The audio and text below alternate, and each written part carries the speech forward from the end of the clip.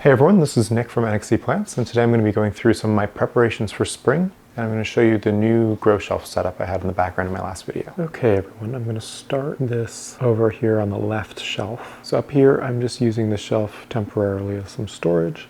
You can see got the one Barina light bar across. First bin here, I think I've showed you guys everything that's now moved into this bin in a tour video recently. So I'll start with a different bin over here. Off a nice Pat Bevep hybrid. Quite pretty. Growing a Ace of Spades, a different piece than my other one. This is for a future video, so I don't want to give anything away. Got a butt cut here. Some other cuttings. I like to use these shelves and bins to grow these smaller plants, and especially my props. And so back here I'm growing a Pap. Got a division of a different plant. So this is one of the prop bins, growing out some Quechua Queens. So sometimes when I take mid-cuts, I like to put them in these pots if they've got good roots.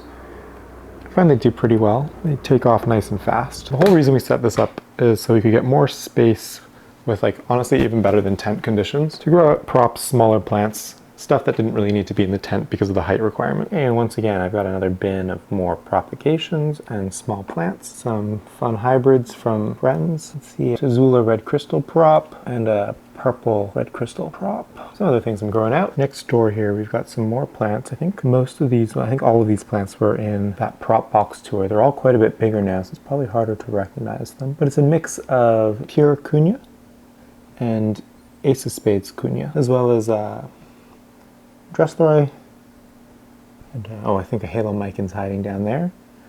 Oh, and a Voodoo Child. Pretty pink emergent on this Cunha, so I'm going to peek around the corner. Oh, I should show you the Dressleroy emergent. Kind of failing to pick up the color. Let me try lifting it. There we go.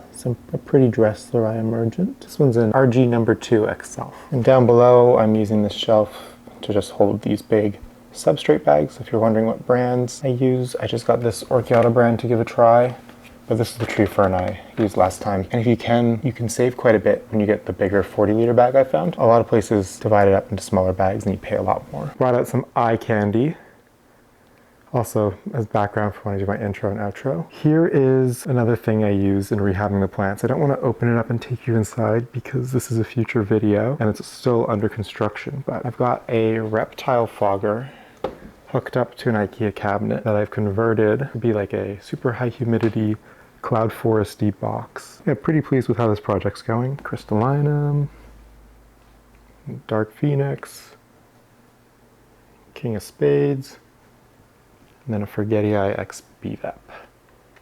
Get an idea of the texture on this one. Okay, now we're over here on the right side. This guy is set up with 3 prop boxes up top. This one over here is empty. This one in the middle has some chonk things that I'm growing out. Another empty one. These ones will all hold seedlings in the future. Got a box here where I'm doing a bit more of a rehab situation on a lot of these guys. This one and this one did not enjoy being shipped. This is Splendidum. Got a different one in a different situation that's doing the tiniest bit better, but they really did not appreciate shipping. And I mean, if I'm going to be honest, Corbin, I'm going to blame him. He put them on a heat mat overnight and didn't catch that. So if you're ever importing some of these cloud forest species, okie dokie, what was I saying? I had to go stop the cat.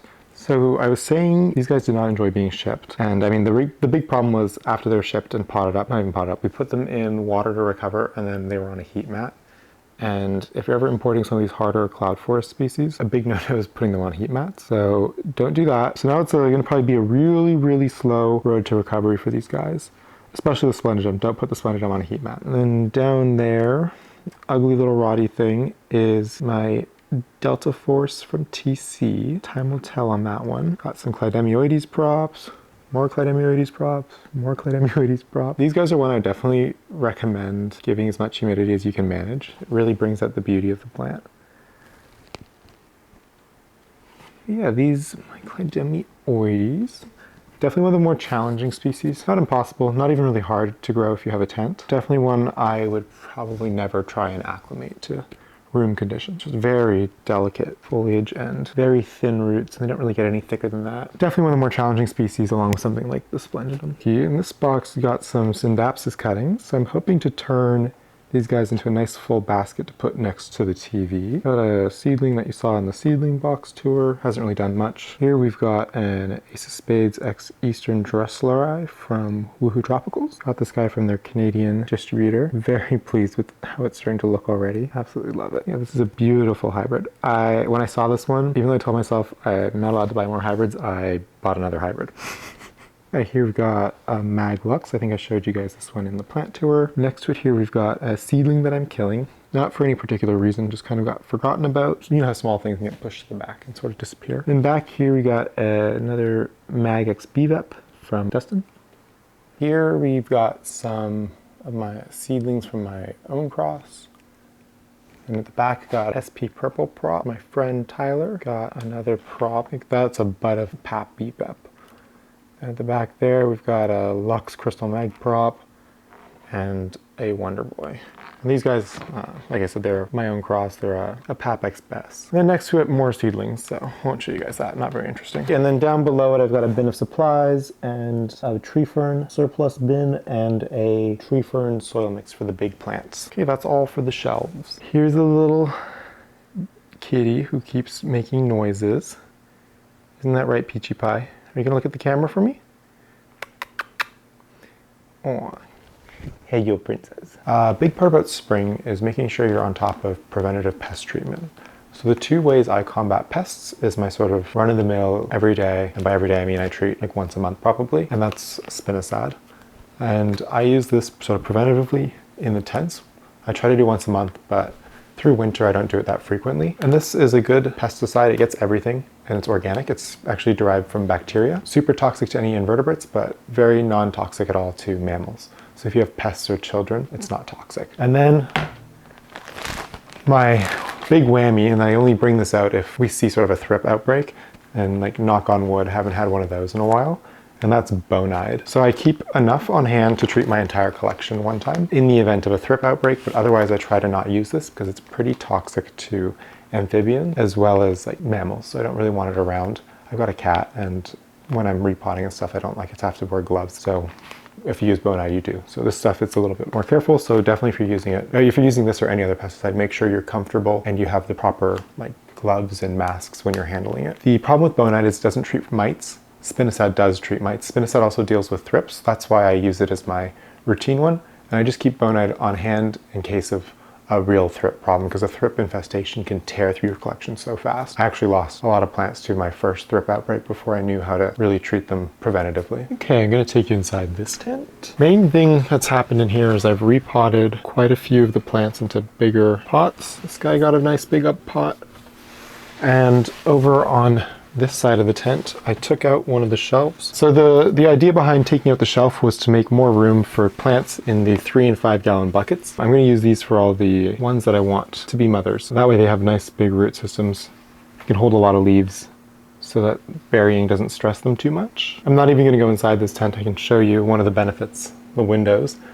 I just lowered the shelf right there, like 3 little slots lower. That was it, just to make some more room for taller plants on that shelf. Because I was finding inflows, like on that BVEP back there, were starting to rest on the shelf, and I don't like when that happens. I'm going to show how I do my spinosad treatment. So the first thing I do is I turn the fan off. Then I sort of make sure I mist everything real good. Okay, and a big thing with any sort of sprays is you're going to want to turn the lights off afterward. So I just have the light on for demonstration, but I will now be turning those off. So I usually do this before bed, and I do it generally 2 days in a row to feel like I got sort of one solid treatment of the plants. Okay, that's going to be all for this week's video. Just wanted to take you guys through some of the things I'm doing to get ready for spring. If you have any comments or questions, feel free to leave them down below. Have a good one.